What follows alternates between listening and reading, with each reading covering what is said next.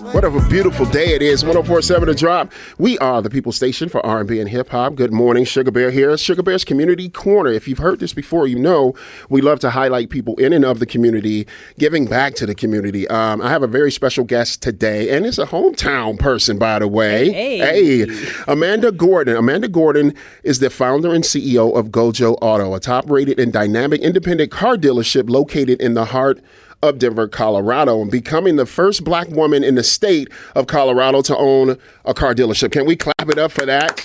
Ladies and gentlemen, Amanda Gordon is here. Good morning. Good morning, Sugar Bear. Thank you for having me. It's our pleasure. Thank you for being here. I'm really excited to talk about the content and what's going on with you and you being the first Black woman. That's a beautiful thing. We'll get into that. But let's go back a little bit. We just found out Sacramento, Sacktown's where you're from. 916. 916. Let's okay. Go Kings. Do you since you out here, do you root for the Nuggets at all? So I'm torn. Okay. Right. So when the Kings dropped off, of course, instinctively, I became a Nugget. Right. But I've been to more Nuggets games than I have Kings games, but the Kings are in my heart. Stojakovic, Bibby, Weber. I mean, let's go, Vlade. Come on. And so watching them come to glory from back in the day was just, it was heartfelt, emotional, and just beautiful. So I was rooting for them. They didn't go that far. Sorry, 303. That's right. You got to give us 916 folks a little moment to enjoy that. It's a beautiful thing. And now here you are in Denver. How long have you been here? 21, going on 22 years now. Okay. Definitely my second home. Second home. It's like, so you're somewhat of a native of sorts. Yeah. I'm a recovering Californian. Okay. Because I'm new here. I've been here about a year now. You're in 3 months or so. I'm still adjusting to the weather, number one. Yes, and the altitude. Please. Yes. But, I love the city. There's a lot going on here. Yeah. How have you adjusted to that, like moving here? I know it's been a long time, but was it adjustment at first? Well, I remember it like it was yesterday, and it was tough. Number one, for me, California is a fast pace. Yes. Everybody's doing something, heading somewhere, and here it was a little bit slower, little bit smaller, so that took some adjusting. But also the people were a lot nicer. I thought people had an angle. They were up to something, but they were just nice. Everybody's nice, yeah. So watching it boom, the legalization of marijuana was a big thing. Deal. I saw that. Now you've got CU, you've got the Broncos won a Super Bowl. Oh, you were here when that happened. I was here for that. Okay. You've got Nuggets just won. Yeah. I mean, economically, it's booming. There's so much going on in Colorado. It's beautiful to see, and now I'm happy to call it home. And it's got a central airport, so I can travel whenever I want. It's great. It's essential. I mean, that airport is something else, though. It's just a lot. Okay, so now since you're somewhat of a native here, and you're here, and you're in this business of auto dealerships, let's give people a little background of your story. Who are you? How did you get there? Okay. So when I first moved to Colorado, I was going to Red Rocks Community College in Golden, Colorado. I was working at the Gap. Dreams and aspirations of being a regional manager. I was going straight to the top. Okay, I loved fashion. This young lady named Kinmara Hughes came into the Gap. She said, "Don't try to sell me any of your denim." For the kids out there, Gap denim was the bee's knees back then, okay? If you had a pair of long and leans, you were the ish. Gap denim. And she said, "Don't try to sell me any of your pants. I'm not doing that." And it took me 2 hours. She left with 3 pairs. She said, "You need to come work with me." And I was like, "Look, honey, I already have a job. I'm going straight to the top. What are you talking about?" Right. She was like, "That is cute, boo-boo. Come see what I'm about." And I met with her within a week. I ran it by my mom. She was like, "Go check it out." It was with Honda, Planet Honda in Golden, Colorado. Wow, okay. I started working there. The rest is history. The rest is history. That's the abridged version of it. Okay. Yep, so that's the condensed version. Did you get a love for like being in that industry or being in that world? I did. Talk about that. It's a fast-paced industry. It's a very forgiving industry, so you have every walk of life there as salespeople, which is why I also want to invite people to try the auto industry as a career. And the earning potential was phenomenal. Sure. I didn't have a degree, but I was able to hit 6 figures at a very young age. Let's go. Just based off of having hustle, grit, in salesmanship. Yes. And I loved it. I did. Okay. And now talk about did you have some great mentorship around you, or was it a difficult climb, like to get the information or, what you needed so that you could excel? There were some women in the business, Arlene Glazer, Mary Sagona that I can think of, Rose Lavelle, who's still in the business that I can think of, who definitely showed me the path. But outside of that, I just had hustle. It's a hustler's dream. It's a hustle. It's yeah. a hustler's dream. So you gotta be, Oh my God, you gotta have some hustle in you. Oh to, yeah, to and be in I it. can sell water to a well. Okay, Yeah. now, so let's talk about that a little bit, because there's a lot of people who, just generally speaking, when it comes to car dealerships, they feel like they're getting hustled. As far as, you know, they don't feel like they're getting, you know, genuine person that's really Sure. trying to put you behind the wheel of a car. Sure. Talk about that a little bit and how you dispel that. So for me, the hustle comes from just putting in that extra effort. Gotcha. Right? Not necessarily hustling the customer. Nowadays, there's a lot more transparency with our transactions. The price is laid out, your fees are laid out, and it's just a matter of helping that person get the loan that they need. Okay. So the cloak is really removed nowadays, Okay. which I appreciate, because I just want to get in and help that person find the transportation that they need. I don't like the back and forth any more than a customer does. Sure. Like, let me So if get you what you need. Yeah, if customers would just stop negotiating, we'd be good. Yeah.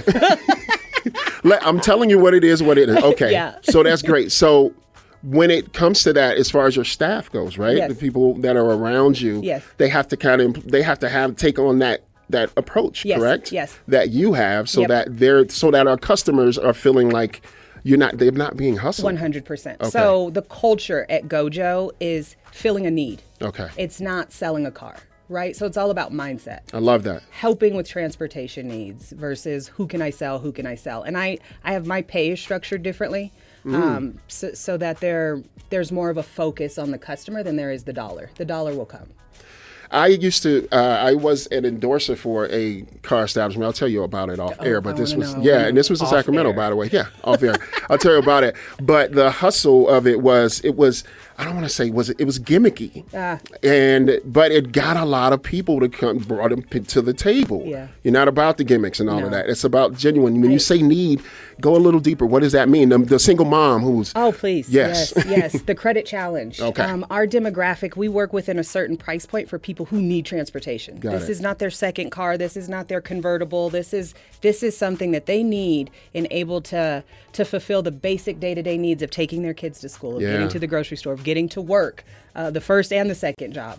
And so it's our responsibility to make sure that those needs are met. right. And you say "our" meaning the company, My whole team. the whole Yes, team, my and whole that's team. very important to you. 100%.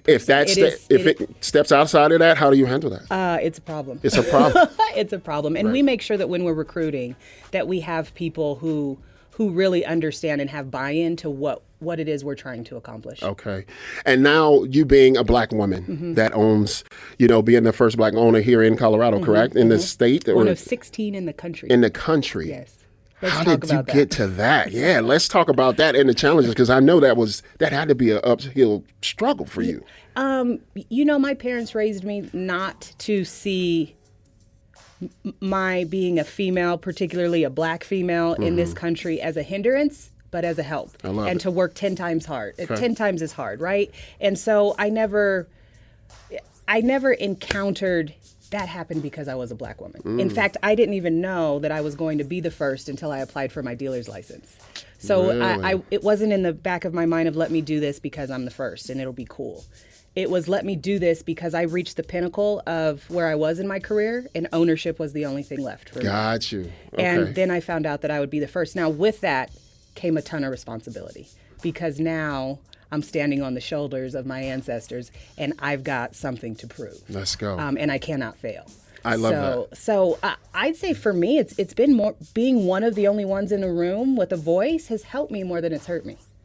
And see, you have such a dynamic personality. Like you have such a presence. So I'm sure that lends to the business that you do and the men that come across Yeah. that may encounter you and say, well, wait a minute, why are you here? Can I speak to someone else? Have you come across Oh that? yeah, I still get that. Does that happen? Speak still about get that that. and how you handle that. Do you just do it with a smile? At first ego, it would get in the way. Like, you don't know who you talking to. and sister girl neck roll, because she's in there. Right. But I just don't bring her out all the time. I don't let Yeah. her out. I don't let her out. Right. And, but now it's like, hey, I am the owner, but let me get you matched up with a sales associate who can help you with your needs. Got it. Right? Because I'm not a part of the sales process on the day to day. I'm in office and I am there and I am meeting and greeting my consumers because they mean the world to me. Got you. But I'm not as much involved in the sales process. And now that a lot of people know our story, They know that I'm the owner, and that's actually why they want to do business with GoJo. They want something new. They want something different. They want to support more than anything. And we'll give you all the details, everyone out there listening, where you can, if you're interested, if you need a car, fitting the need, as you said. So let's talk about you being a woman in this space. Yes. And, we talk about some of the challenges that you had. Do you have a lot of women on your team? Yes, I do. Women on the sales floor, of course. My office manager is a woman. I shouldn't say of course, but in the auto industry, most of your administration is female. Okay. But a lot of the front line and the executives are not women. So with me, those roles are reversed. And I think it's different. When you choose people to mentor, you typically choose people that look like you. Mm-hmm. Me being a woman, I see women.